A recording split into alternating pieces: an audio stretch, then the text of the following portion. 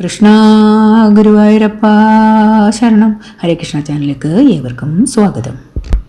നമ്മുടെ ശ്രീ ഗുരുവായൂരപ്പ ഭഗവാനും ഭക്തരും തമ്മിലുള്ള ഒരുപാട് കഥകൾ നാം കേട്ട് കാണും. പലതും അനുഭവ കഥ തന്നെയാണ്. അതുപോലൊരു അനുഭവ കഥ കേൾക്കാം. ഒരിക്കൽ ഒരു സാധു മനുഷ്യൻ ഭിക്ഷ എടുത്ത് ജീവിക്കുകയായിരുന്നു. അദ്ദേഹം നല്ലൊരു ഭഗവത്ഭക്തനായിരുന്നു. സദാസമയവും ഗുരുവായൂരപ്പ ഭഗവാന്റെ നാമം ജപിച്ചുകൊണ്ടാണ് അദ്ദേഹം ഭിക്ഷ യാചിച്ചിരുന്നത്. ബസ് സ്റ്റാൻഡുകളിലാണ് കൂടുതലായും ആ മനുഷ്യൻ ഭിക്ഷ യാചിച്ചിരുന്നത്. എപ്പോഴും ഭഗവാനോട് തൻ്റെ പ്രയാസങ്ങൾ പറയും. അതേപോലെ തന്നെ ഭഗവാന്റെ നാമം ജപിക്കുമ്പോൾ ഇടയ്ക്കിടയ്ക്ക് ഈ പ്രയാസങ്ങളെപ്പറ്റി, എന്തിനാ ഭഗവാനെ എന്നെ ഇങ്ങനെ ഭിക്ഷക്കാരനാക്കി ജനിപ്പിച്ചത്, എന്തിനാ എന്നെ ഇങ്ങനെ ഭിക്ഷ തണ്ടാനായി അനുവദിക്കുന്നത്, ഇങ്ങനെയൊക്കെ പരാതികളും പരിഭവങ്ങളും ഭഗവാനോട് പറഞ്ഞാണ് അദ്ദേഹം ഭഗവത് നാമവും ഉരുവിട്ടാണ് അദ്ദേഹം ഭിക്ഷയാചിക്കുന്നത്. ഒരു ദിവസം പതുപോലെ ഇങ്ങനെ ഭിക്ഷയാചിച്ചു കൊണ്ടിരിക്കുമ്പോൾ ഭഗവാനോട് മനസ്സിൽ ഇങ്ങനെ പ്രാർത്ഥിച്ച് കാര്യങ്ങൾ പറയുകയാണ്. ഒപ്പം പറയുകയാണ്, എൻ്റെ ഭഗവാനെ, എന്നെ ഇങ്ങനെ ഭിക്ഷക്കാരനാക്കിയല്ലോ. അങ്ങ് വിചാരിച്ചാൽ ഞാൻ ഒരു ദിവസം കൊണ്ട് തന്നെ കോടീശ്വരനാവത്തില്ലയോ? ഭഗവാന് എന്നെ കോടീശ്വരനാക്കാൻ സാധിക്കില്ലേ? ഇപ്രകാരം മനസ്സിൽ ഇങ്ങനെ ഭഗവാനോട് പ്രാർത്ഥിക്കുകയാണ്. ഭഗവാനെ, എന്നെ എങ്ങനെയെങ്കിലും ഒരു കോടീശ്വരനാക്കണേ എന്നിങ്ങനെ പ്രാർത്ഥിക്കുകയാണ്. അങ്ങനെ എന്നെ കോടീശ്വരനാക്കിയാൽ ഞാൻ ഉടനെ ഗുരുവായൂരിൽ വന്ന് തീർത്ഥം തുലാഭാരമായിട്ട് നടത്താമെന്ന് പ്രാർത്ഥിച്ചുകൊണ്ടിരുന്നു. അത്ഭുതമെന്ന് പറയട്ടെ, അന്ന് ബസ് സ്റ്റാൻഡിൽ ഒരാൾ അടുത്തുള്ള ഒരു ലോട്ടറി കടയിൽ നിന്ന് കേരള ലോട്ടറിയുടെ ബമ്പർ ഒരു ലോട്ടറി 10 കോടിയാണ് ഒന്നാം സമ്മാനം. ആ ലോട്ടറി ടിക്കറ്റ് മേടിച്ചിട്ട് ബസ്സിന് വേണ്ടി നോക്കി. അന്നേരം അയാൾക്ക് പോകേണ്ടുന്ന ബസ് നീങ്ങുന്നത് കണ്ടു. അയാൾ പെട്ടെന്ന് ഓടുകയും കയ്യിൽ നിന്ന് ആ ലോട്ടറി ടിക്കറ്റ് തറയിൽ വീഴുകയും ചെയ്തു. പക്ഷേ അയാളത് അറിഞ്ഞില്ല. അയാൾ ആ ബസ്സിൽ കയറി സ്ഥലം വിട്ടു. നമ്മുടെ ഈ സാധു മനുഷ്യൻ ഭിക്ഷ യാചിച്ച് അതിലേ നടന്നു വരുമ്പോഴാണ് തറയിലൊരു ലോട്ടറി ടിക്കറ്റ് കിടക്കുന്നത് കണ്ടത്. അന്നേരം അതിനെ എടുത്ത് നോക്കിയപ്പോൾ 10 കോടിയുടെ ലോട്ടറിയാണ്. പിറ്റേന്ന് നറുക്കെടുക്കുന്നു എന്നും കണ്ടു. എന്തായാലും അയാൾ അത് തൻ്റെ കീശയിൽ സൂക്ഷിച്ചു.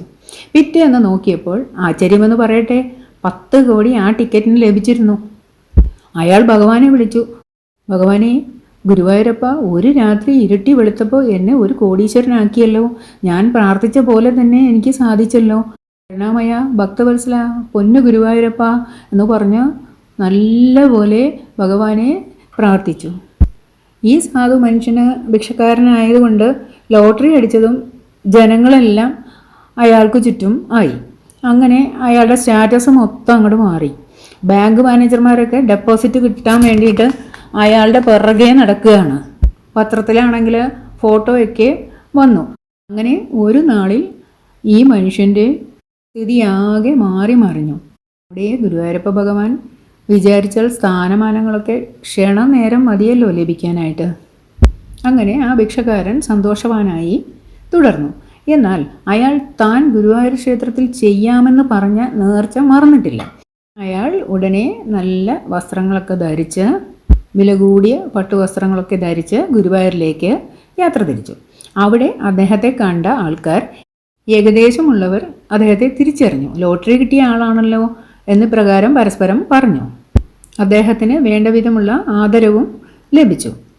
തുലാഭാര നേർച്ചയ്ക്കായി ഇദ്ദേഹം അമ്പലത്തിൻ്റെ അകത്തേക്ക് ചെന്നു. തുലാഭാര തട്ടിനടുത്ത് ചെന്നപ്പോൾ ഏത് തുലാഭാരമാണ് ചീട്ടാക്കേണ്ടത് എന്ന് കാര്യക്കാർ ചോദിച്ചു.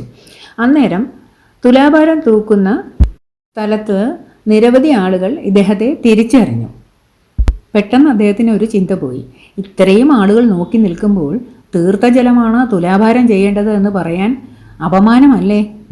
അപ്രകാരം തോന്നിയ ആ മനുഷ്യൻ പഞ്ചസാരയാണ് തുലാഭാരം എന്ന് കാര്യക്കാരോട് ചീട്ടാക്കാൻ പറഞ്ഞു. അദ്ദേഹത്തിൻ്റെ ഒപ്പം അദ്ദേഹത്തിൻ്റെ പത്നിയും ഉണ്ടായിരുന്നു. അദ്ദേഹത്തിൻ്റെ പത്നി പറഞ്ഞു, തുലാഭാരം തൂക്കാൻ നേരത്ത് തട്ടിലൊക്കെ പൊടിയുണ്ടാകും. അപ്പോൾ ഈ നല്ല പട്ടുവസ്ത്രം ധരിക്കണ്ട, അത് മാറ്റിയിട്ട് ഈ പഴയ മുണ്ട് ധരിച്ചിട്ട് ആ തട്ടിൽ ഇരുന്നാൽ മതി എന്ന് പറഞ്ഞിട്ട് ഒരു പഴയ മുണ്ട് കയ്യിൽ വെച്ചിരുന്നു. അതെടുത്ത് അദ്ദേഹത്തിന് ധരിക്കാനായി കൊടുത്തു. പുതിയ വസ്ത്രമൊക്കെ കണ്ട് മതിമറന്നതല്ലേ, അങ്ങനെ തോന്നിക്കാണും. ആ മനുഷ്യൻ അത് ഉടുത്തുകൊണ്ട് തുലാഭാര തട്ടിൽ കയറിയിരുന്നു. മറ്റേ തട്ടിൽ പഞ്ചസാര ചാക്കുകൾ എടുക്കുകയാണ്. ഇദ്ദേഹത്തിന് ഒരു 62 കിലോ വെയിറ്റ് വരും. എന്നാലോ 100 കിലോ പഞ്ചസാര വെച്ചിട്ടും തട്ട് താഴുന്നില്ല. ഉടനെ കാര്യക്കാർ മേൽശാന്തിയോട് വിവരം പറഞ്ഞു. മേൽശാന്തി തുലാഭാരം തൂക്കുന്ന സ്ഥലത്ത് വന്നിട്ട് തീർത്ഥവും ചന്ദനവും തുലാഭാരത്തട്ടിൽ തെളിച്ചു. അപ്രകാരം ചെയ്തതിന് ശേഷം ഭഗവാനെ പ്രാർത്ഥിക്കുകയും ചെയ്തു. എന്നിട്ടും ത്രാസ് അതേപടി തന്നെയാണ്. അപ്പോൾ മേൽശാന്തി ഈ മനുഷ്യനോട് ചോദിച്ചു, വേറെ എന്തെങ്കിലും നേർച്ച ചെയ്തിട്ട് ഇപ്പോൾ വേറെ എന്തെങ്കിലും നേർച്ചയാണോ ചെയ്തത് എന്ന്. അപ്പോൾ ആ മനുഷ്യൻ പറഞ്ഞു, ശരിയാണ്, ഞാൻ ഭിക്ഷക്കാരനായിരുന്നപ്പോൾ തീർത്ഥം ആണ് തുലാഭാരമായിട്ട് ചെയ്യാമെന്ന് നേർന്നത് ഭഗവാന്. എന്നാൽ ഇപ്പോൾ കോടീശ്വരനായതുകൊണ്ട് തീർത്ഥം തുലാഭാരം ചെയ്യുന്നത് എനിക്ക് കുറച്ചിലല്ലേ, അതുകൊണ്ട് ഞാൻ പഞ്ചസാര തുലാഭാരം ചെയ്യാമെന്ന് കരുതി. നമ്മുടെ ഗുരുവായൂരപ്പ ഭഗവാന് പഞ്ചസാരയോ വെള്ളിക്കട്ടയോ അല്ല പ്രാധാന്യം. നമ്മുടെ മനസ്സിലെ നിറഞ്ഞ ഭക്തിയാണ് ഭഗവാന് ഇഷ്ടം. ആ ഭക്തിയെ മാത്രമാണ് ഭഗവാൻ ശ്രദ്ധിക്കുന്നത്. നമ്മുടെ മനസ്സിലെ ഭക്തിയാണ് ഭഗവാനെ നമ്മിലേക്ക് അടുപ്പിക്കുന്നത്. ഉടനെ മേൽശാന്തി ആ പഞ്ചസാര മാറ്റി അതിന് പകരം തീർത്ഥക്കുടം വയ്ക്കാൻ പറഞ്ഞു. കാര്യക്കാർ അപ്രകാരം ചെയ്തു. ആശ്ചര്യമെന്ന് പറയട്ടെ, അപ്പോഴും തുലാഭാരത്തട്ട് താഴ്ന്നില്ല. മേൽശാന്തി വീണ്ടും ആ മനുഷ്യനോട് ചോദിച്ചു, വേറെ എന്തെങ്കിലും തെറ്റ് ചെയ്തിട്ടുണ്ടോ, ഭഗവാനോട് എന്തെങ്കിലും മറച്ചിട്ടുണ്ടോ എന്നൊക്കെ ചോദിച്ചു. വീണ്ടും അല്പം ആലോചിച്ചതിന് ശേഷം അദ്ദേഹം പറഞ്ഞു, ഞാനല്ല തെറ്റ് ചെയ്തത്, ഇപ്രാവശ്യം ഭാര്യയാണ്. അതായത് ഞാൻ നല്ല വസ്ത്രം ധരിച്ചാണ് ക്ഷേത്രത്തിനകത്തേക്ക് പ്രവേശിച്ചത്.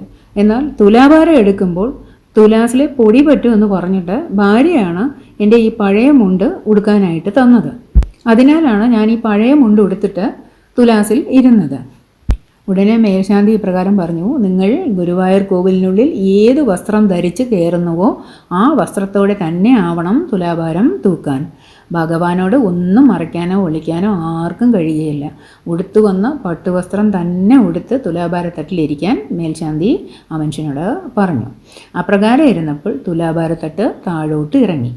തുലാഭാരം നേർച്ച പൂർത്തിയാക്കിയ ആ ഭക്തൻ ഭഗവാനെ സാഷ്ടാംഗം നമസ്കരിച്ച് സകല പാപങ്ങൾക്കും സകല തെറ്റുകൾക്കും ക്ഷമ ചോദിക്കുകയും ചെയ്തു.